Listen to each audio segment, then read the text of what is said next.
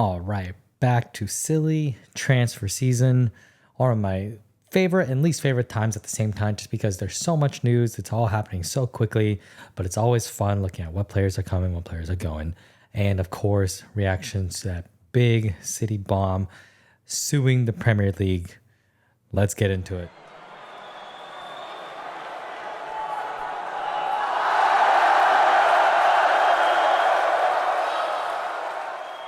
All right, everyone, welcome back to American Blues Podcast. This is your host, Terry Lee.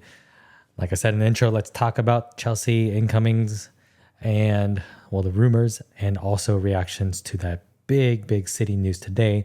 But first, as always, like, comment, subscribe if you'd like. It's a huge help to a small channel like mine.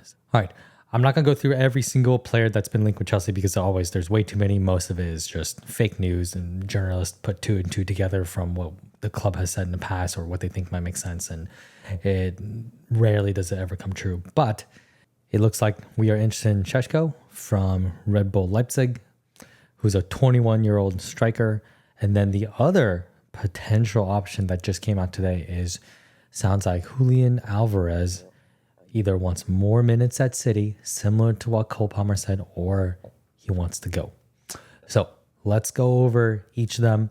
I pulled up some stats from SofaScore comparing both Sesko and Jackson, and then also Sesko and Alvarez. So let's get into it. First comparison, Sesko versus Jackson.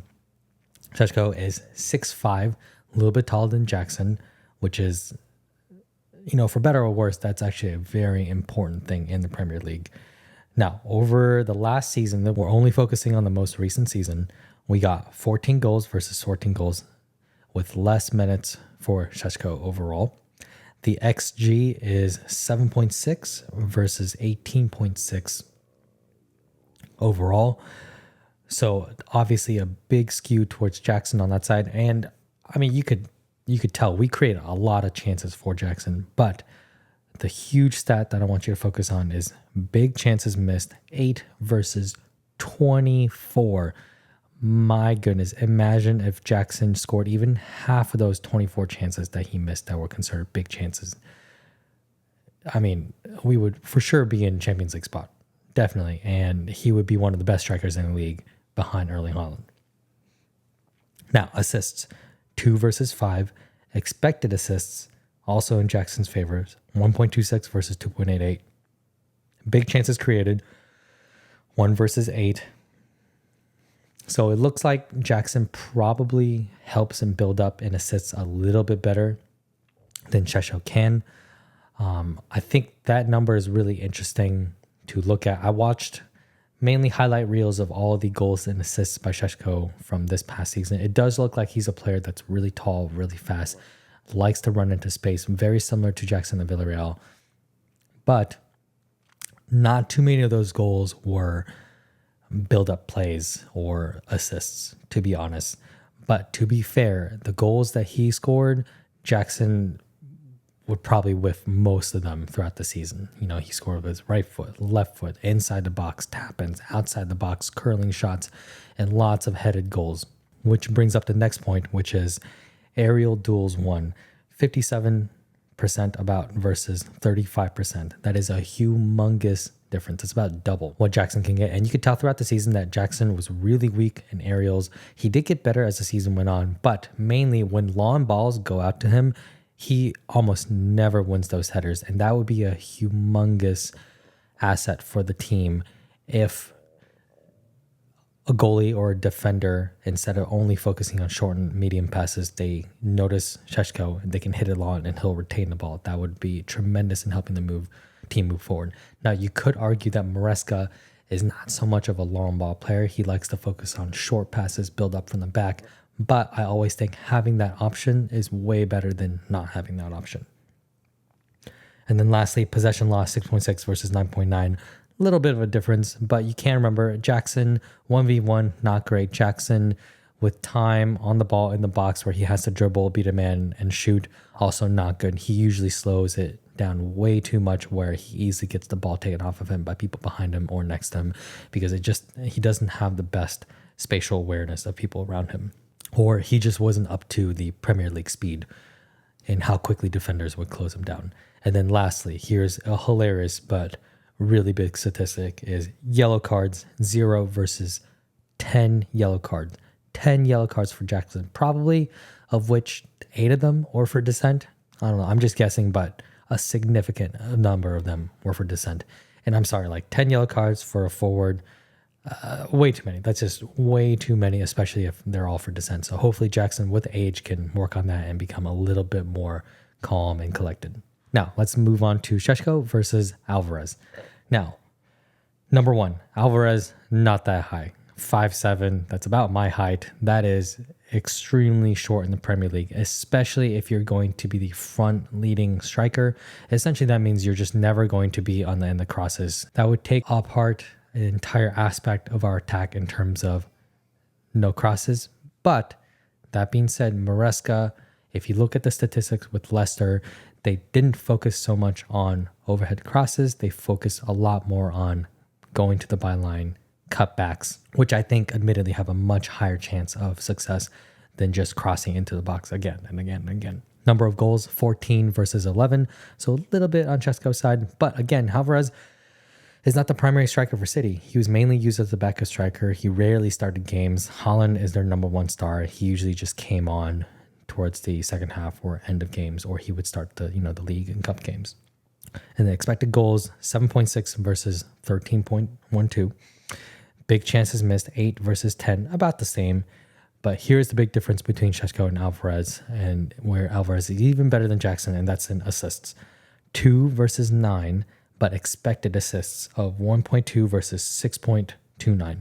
Now, you could say maybe a lot of those were because he was trying to assist Haaland, and Haaland did have a lot of missed chances this season, so that could be why.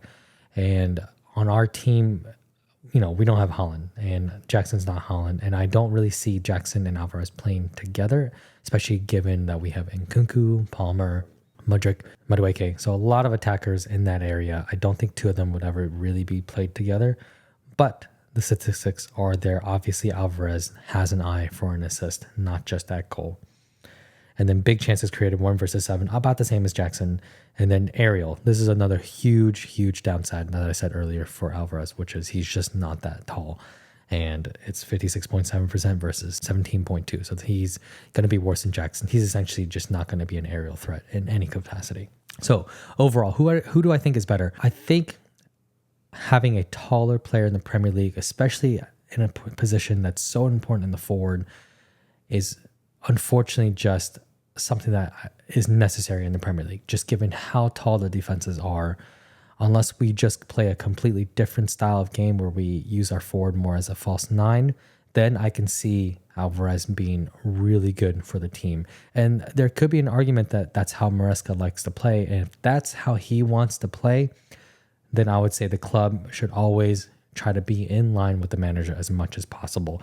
That's the only way to guarantee not just short-term success, but sustained success. So if Maresca has told our sporting directors that, hey, he thinks this team would be better off playing as a false 9 and having either Nkunku or Palmer be the main goal threats, sure, I think that's perfectly fine. But I think if they want to continue with a lone striker up top, then I think Sesko would be a really good counterpart to Jackson. Jackson offers that build-up play that Sesko hasn't really shown that he's all that good at. But having Sesko, we know he's probably a better and more clinical goal scorer. And more importantly, he is a target man in the box, meaning we could cross if we wanted to, not just focus on cutbacks. So personally, from the eye test, I would say I would probably lean towards Sesko a little bit more, since I do favor taller forwards in this league. But I also really like Julian Alvarez. I really like him. I've liked him ever since he won the World Cup, and that gives him experience. He's obviously had a ton of experience with City already, so he could easily come in and be another Cole Palmer, where he was already really good. He just never got the time to really show his strengths. So that could be also a fantastic signing. I would not be upset with either.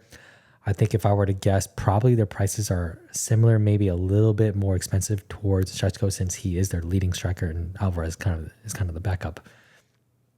And he wants to leave, whereas I don't think Sesko has publicly said that he wants to leave. So very interesting one to keep an eye on. I'd be very excited about either one, to be honest. And the last players that I wanted to compare is our new defender Tosin versus Chalobah, who, for stupid pure profit reasons, we're continuously looking at selling, and he's so undervalued. I think he could easily be a $40-50 million Premier League defender, but he's valued at 20 to 25, if not even less. But let's look at their statistics. First of all, Tosin is 6'5", Chalobah is 6'3", so he's got a little bit of a height advantage, and you'll see a little bit later just how much of a difference that makes in terms of aerial duels won. But one of Tosin's strengths is his aggressiveness in tackling and his long ball. And you can see long balls, it's 52.6% versus 39.3%. And with his aggressive tackling, you can see his interception is just a little bit higher than Chalobah at 1.3 versus 0.6. Their tackles are about the same, 1.1 versus 1.2. They're about the same at being dribbled past or just being, on one-on-one defending on the ground, 0.5 versus 0.4. And then clearance is also about the same, 4 versus 3.8. But, of course, the big, big difference is aerial duels, 67.1% versus 45.2%. That is a huge, huge difference in terms of defenders. I think, if I remember correctly, Thiago Silva had an absolute ridiculous aerial duel at over 80%. You just don't have that many defenders in the league like that. Probably Virgil van Dijk and only a handful of others. But 45% is less than half of your aerial duels. And for a defender that we're expecting to play week in, week out, I do want a better statistic in terms of that. And like I said, Tosin is a taller player, so that's probably where that difference comes from, as well as being probably a little bit more experienced. So overall, it seems like Tosin and Chalobah are about the same. It's just one is a little bit taller, a little bit more aggressive, whereas Chalobah has he came from academy. He loves the fans. Fans love him. He gives 110% every single game, and he's reliable. He gives 8 out of 10 to 9 out of 10 performances week in and week out. So overall, it looks like we're already about to sign Tosin. So kind of too late to say that we don't really need a player like him. I do think he's a really good addition, especially on free transfer. That's probably the best thing that we could find in the league for this summer, actually. But I would still want to keep Chalobah just for what he means to the academy, what he means to the club, the passion that he shows on the pitch. Those things are just, you can't ever buy those things from an outside player. But of course, we'll see what happens. I would not be surprised if Chalobah were sold. And then the other big question is, of course, Conor Gallagher. Every week there's a new rumor that another team is interested in Gallagher. First it was Tottenham, now it's Aston Villa, now it's Atletico Madrid. Now he is valuated at $50 million for the club. I do think we can actually get that much for him. Now, the big question is, should we sell him? And man, this is a tough one because I love Conor Gallagher. I love that he loves the club. He's a childhood fan of the club. It means so much to him and his family to have captained the club all season. He played probably 110% every single game he was on this season. He's always reliable, almost never injured. So much energy running up and down. I think every team needs a player like that who's maybe not the most technically gifted, but they will be the example for what you should show on the pitch in terms of your commitment and passion. So I do not think we should be selling Conor Gallagher at all. I still think he could play a really important role in the team. Now, I do think with a fully fit squad of Palmer, Nkunku, Jackson, Madueke, and then of course you can count Sterling and whatever, Mudryk on the side. And then we're talking about bringing in Elise and potentially another striker. I think that severely limits Conor's role. I don't see him starting as a 10 every single game. I certainly don't see him starting next to either Enzo or Caicedo or potentially Lavia. I think each of those players just offer so much more in that central midfield position than Conor Gallagher does. And we no longer play a heavy transition pressing style under Maresca that we did under Pochettino. So a lot of Conor's strengths won't really be needed, unfortunately. So in terms of that, I can see him being sold. And if that were to happen and we were to use that money to bring in either a Sesko or Julian Alvarez, I wouldn't like it, but I would live with it. I could live with it. But if we sell Conor Gallagher and we bring in Evan Ferguson, holy shit, I will lose my mind if that happens. That would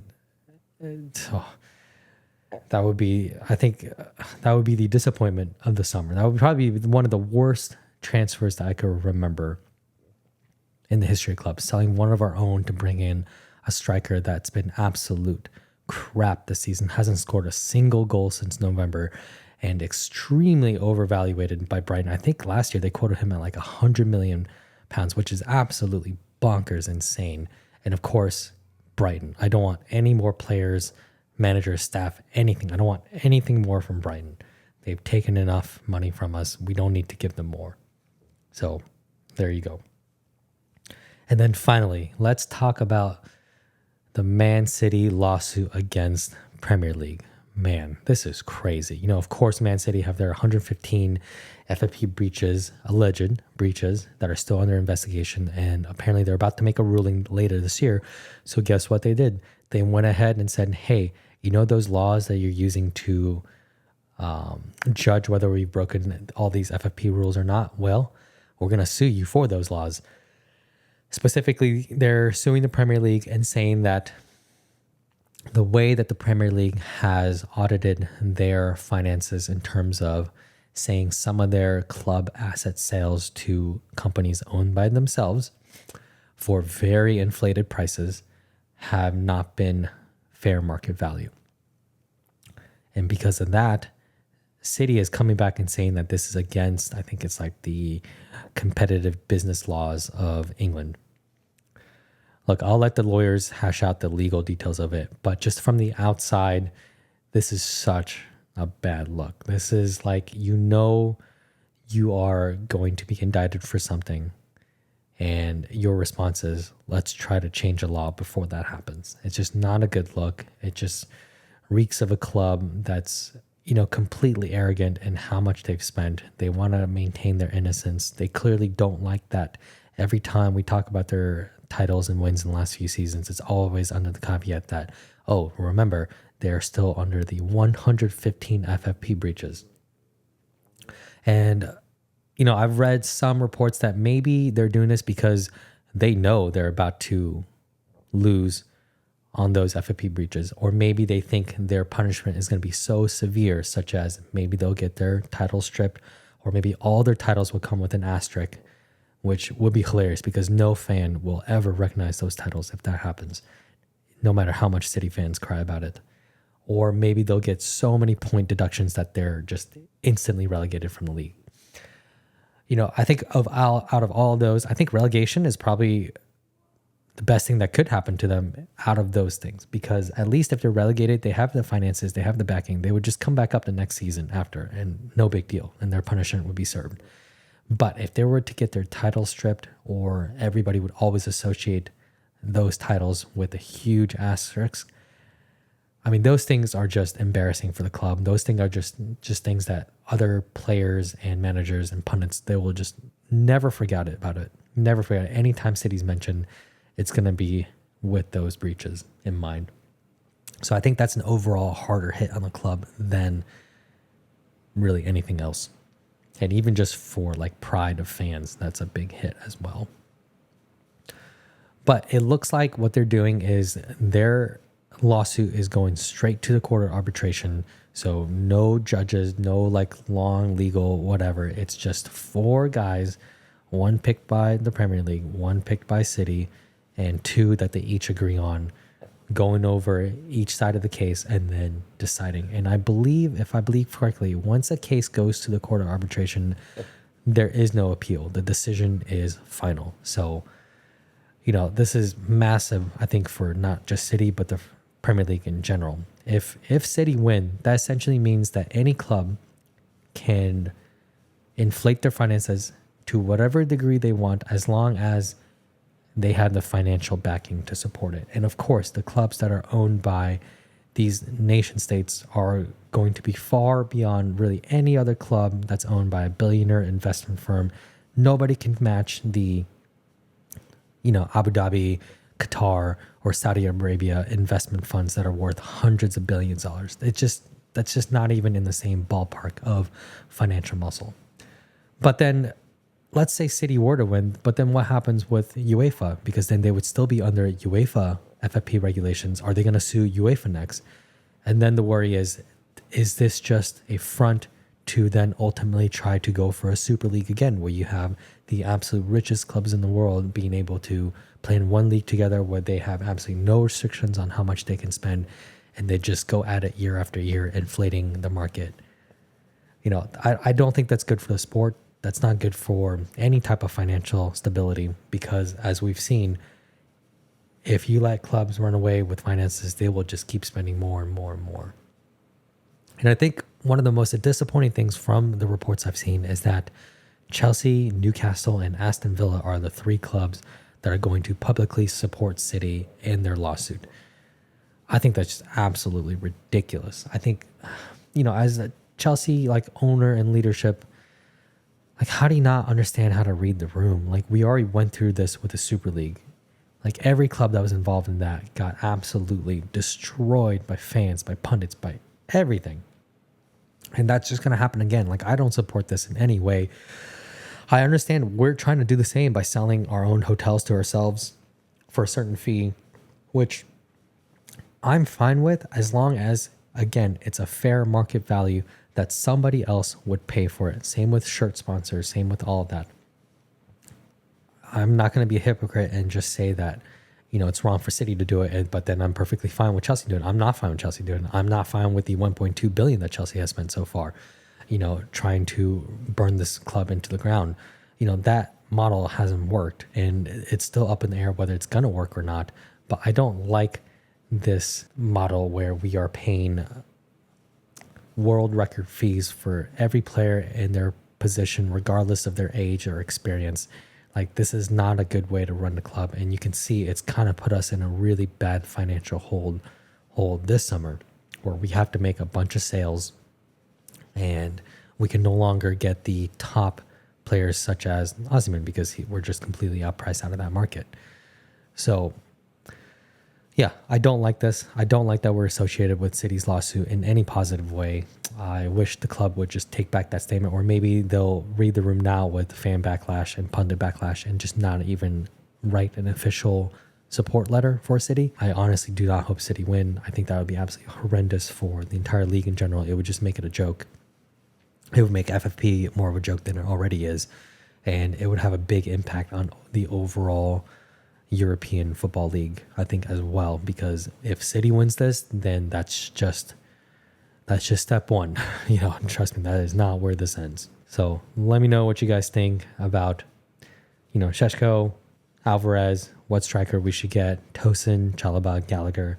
Let me know how you feel about City, and I will see you guys whenever the next big transfer news comes out. Peace.